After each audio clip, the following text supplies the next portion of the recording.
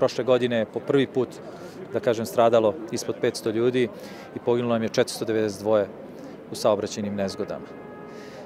Prošla godina je bila godina i korone i manje smo se kretali, manje smo vozili. Međutim, taj trend opadanja koji imamo kada su u pitanju saobraćajne nezgode iz godine u godinu i ove godine je nastavljen.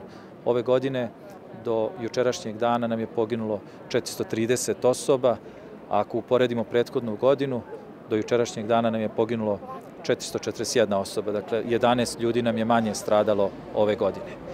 Prošle godine nam je stradalo 13 dece, ove godine za prvih, da kažem, 10,5 meseci 9 dece nam je stradalo. Prošle godine nam je stradalo 89 mladih za prvih 10 meseci, ove godine 75. Dakle, smanjuje se broj saobraćajnih nezgoda, ali ono što negde ostaju jesu ove brojke kakve i ovi ljudi koje nemamo više.